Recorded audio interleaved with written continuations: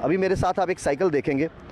आगे का टायर जो है इसका पूरी तरह तरीके से जो है वो टेढ़ा हो चुका है और अभी चलाने लायक नहीं है। और जिस ऐप का जिक्र यहाँ किया गया है यानी स्टेप 4 की बात की गई है इस ऐप में, स्कैन QR कोड। अब इसका देखिए स्कैनर कहाँ होता है, वो होता है यहाँ पर।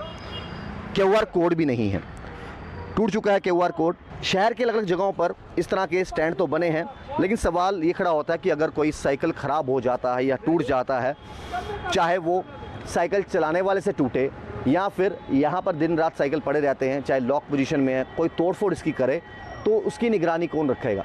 क्या यहाँ पर CCTV कैमरास इतने इंस्टॉल हैं कि पता चले कि कोई जानबूझ की शर्त करके ये तोड़ रहा है?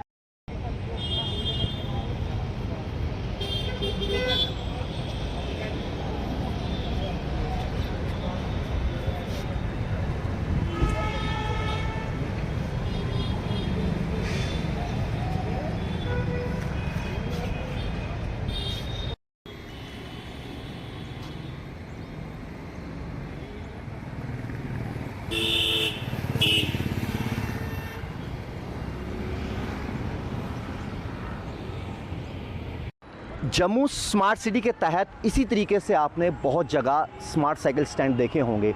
ये इस समय इंदिरा चौक की तस्वीरें हैं और जिन लोगों को नहीं मालूम इस साइकिल का इस्तेमाल कैसे किया जाए वो यहाँ पर लिखा भी गया है step by step. Step 1, download the Yana app.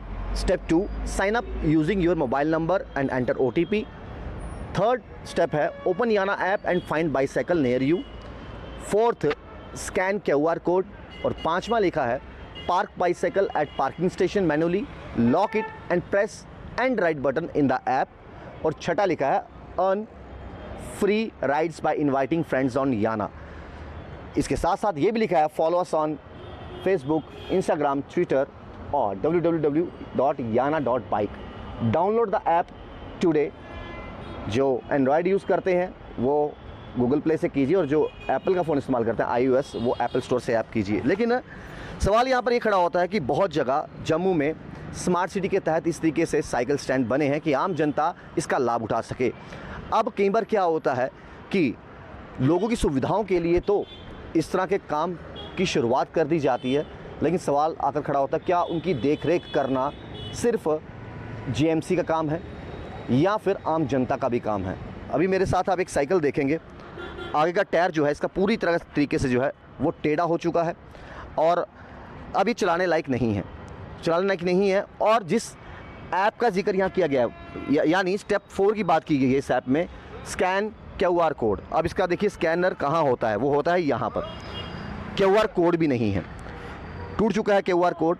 और आखिरकार अब आगे चलते हैं। इस QR कोड की हम बात कर रहे थे। इस साइकिल का जो है वो QR कोड है जिससे आप स्कैन करते हैं और राइड का मज़ा लेते हैं।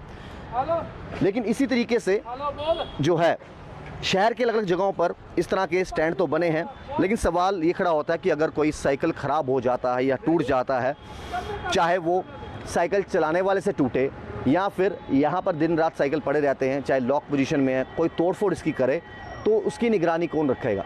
क्या यहाँ पर CCTV कैमरास इतने इंस्टॉल हैं कि पता चले कि कोई जानबूझ की शर्त करके ये तोड़ रहा है या फिर किसी से चलाते समय कोई अगर ये साइकिल का मज़ा ले रहा है, इस ड्राइव का मज़ा ले रहा है, उससे कहीं पर वो गिरने की वजह से टूट गया या क्या, उसकी सुध-बुध आखिरकार कौन लेगा? इसी तरीके से शहर के अलग अलग जगहों पर, फिलहाल तो हम इंदिरा चौक मौजूद थे, इसी तरीके से बहुत जगह ऐसे हैं साइकिल स्टैंड बनाए गए हैं जहाँ पर कहीं पर साइकिलों की ये हालत है और कहीं पर स्टैंड भी टूट चुके हैं। आखिरकार GMC ने एक लोगों के हित के लिए, लोगों के फ़ायदे के लिए जम्मू स्मार्ट सिटी के तहत ये चीज़ शुरू की। अब उसको आगे ख्याल कौन रखेगा? क्या आम जनता? इसका जवाब आप कमेंट बॉक्स में ज़रूर रखिएगा। या फिर GMC के दायित्व बनता है कि स्मार्ट सिटी के तहत आप प्रोजेक्ट्स बनाते रहिए, चाहे वो वर्टिकल गार्डन हो, चाहे वो सेल्फी पॉइंट हो, या फिर अलग अलग जगहों पर जिस तरीके से जम्मू स्मार्ट सिटी के तहत काम चल रहे हैं। डेवलपमेंट के नाम पर लगातार काम तो चल रहे हैं, लेकिन उसके बाद उनकी देखरेख कौन करेगा? क्या GMC के मुलाजिम करेंगे या आम जनता करेगी? अगर आपने इतना पैसा खर्च के आम जनता की सहूलत के लिए अगर कोई चीज़ें दी हैं तो उसकी ज़िम्मेवारी क्या सिर्फ़ और सिर्फ आम जनता की बनती है या फिर सिर्फ़ और सिर्फ GMC विभाग की बनती है? इसका जवाब आप कमेंट बॉक्स में ज़रूर दीजिएगा।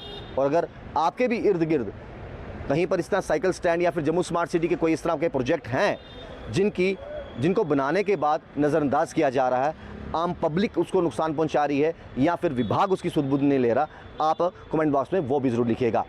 चैनल वन इंडिया, नमस्कार।